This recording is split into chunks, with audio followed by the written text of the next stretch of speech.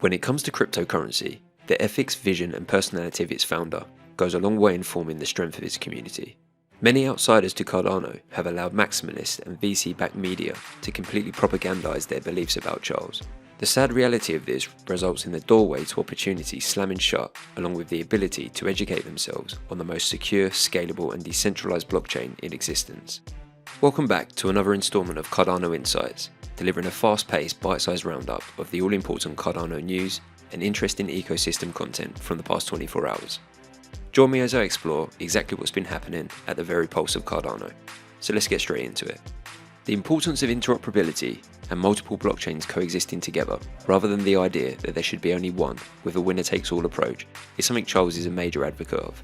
You only have to look at the work he puts in for the wider crypto space when it comes to regulation to realise he cares about crypto as a whole and not just Cardano. In this next clip taken from his recent Twitter space, we get an insight into this, where Charles discusses Kwon and his attempts to engage with the people at Lunar prior to the crash. I have a suggestion for your restaurant. How about you have a drink called Proof of Work, and then people asking, hey, what is this? What is this? So good. Oh yeah, that's just an old fashioned. Proof of work. You have to make the drink yourself. Pretty much. Or I have another one. Have the sweetest thing out there, like the sweetest cake or the sweetest dessert with the most empty calories, and just call it Luna. How's that? Huh? Oh, okay. Oh, you can't kick them when they're down. No, okay, that's true. That's true. My bad.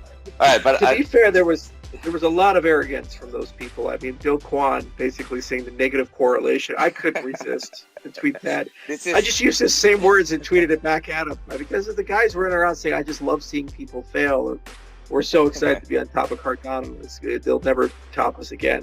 It's like, why are you saying these? What value do you gain in doing these types of things? It's like there's just no maturity there with some of these guys. I mean, it's one thing where you have playful commentary, like a tongue-in-cheek tweet or something like that. Especially because all of us guys, we all kind of know each other, because we kind of grew up together. So like I know Gavin Wood and I know Joe and I know a lot of the other guys, and so we talk to Polkadot people from time to time to jab a little bit. We know Gunn over at Avalanche. He knows Agalos really well, and they've read each other's papers and been on the same committees and so forth. But every now and then you get a new guy that comes into the club that you've never seen before, and you say, "Oh, this is cool," and "Hey, how are you?" And he's like, "I will destroy all of you, and you guys are all terrible, and you're all stupid, and I'm amazing, and you're not, and I can't wait to see you fail, and I'll own more Bitcoin than Satoshi." We're like, "Oh, okay, all right, hello to you too, sir." It's like okay, I guess this is our relationship now. It's just bizarre, and it was always an anomaly, And people forget I've been in the stablecoin business for a long time. The first cryptocurrency I worked on wasn't Ethereum; it was BitShares, and we had something called BitUSD. It was an over-collateralized algorithmic stablecoin with a DEX. It was way ahead of its time, way ahead of its time. But it was the very first thing I worked on in the industry that wasn't Bitcoin-related stuff, like the Bitcoin Education Project. So I've been talking about stable coins for 8 years now. And, with DAI, it's finally we have a chance to, kind of write a reference and see what the ecosystem does with it. But this is not a new topic. And every time I engage with people with Luna, I kept saying, guys, it looks like Ponzonomics to me. I mean, you're going to have a bank run whenever you have a downturn, and then it gets amplified. And you just simply, once you lose your safety net, you're done. This happens all the time in financial systems. Why the FDIC exists. So what's your solution for it? They say it can't happen. It's like, okay, that's what they said in 2008. Can't happen. Home prices will never go down. It's like, okay, all right. Well, what if they do? It's like, well, you're fucked. So the crypto prices will never go down. It's like, well, what if they do? Then you're fucked. Then you're going to build a product like this? People are going to put their life savings in this and have a 20% yield on it? Okay. Now to another dApp deployed on Cardano. Yesterday we covered Lending Pond and some massive NFT loans recently issued.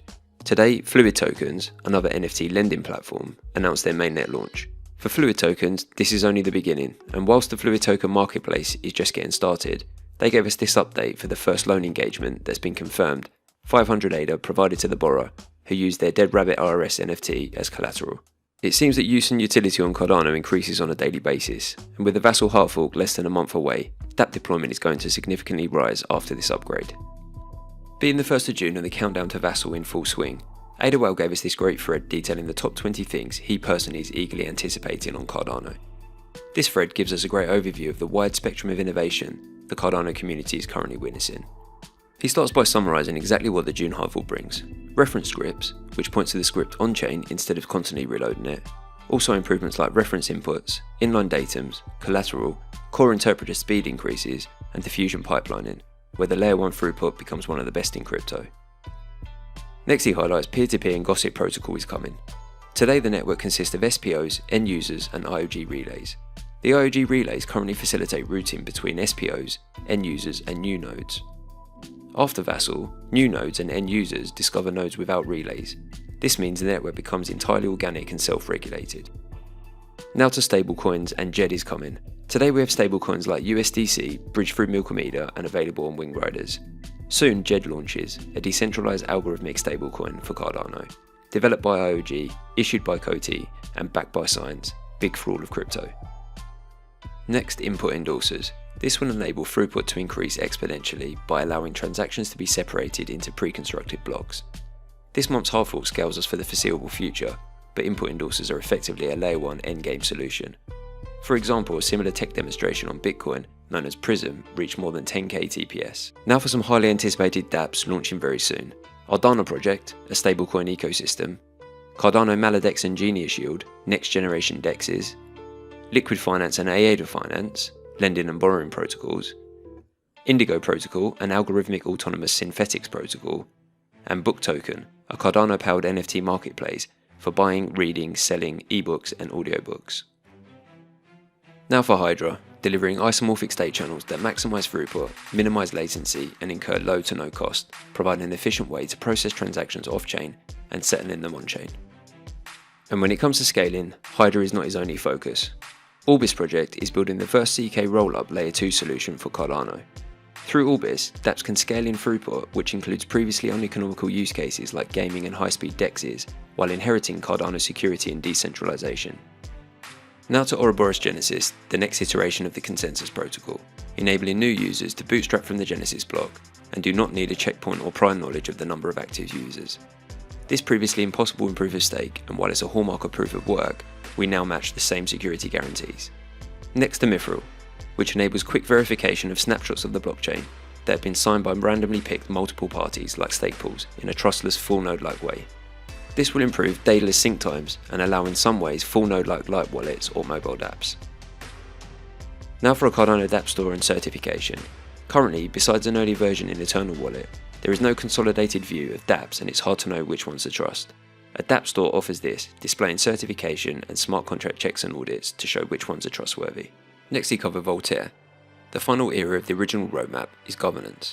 With Catalyst funded in full swing, a group of delegate representatives already selected, and on-chain governance tools coming soon, cutting the cord from IOHK over the next few years will be a monumentous occasion for all of crypto. Now to the introduction of Babel fees.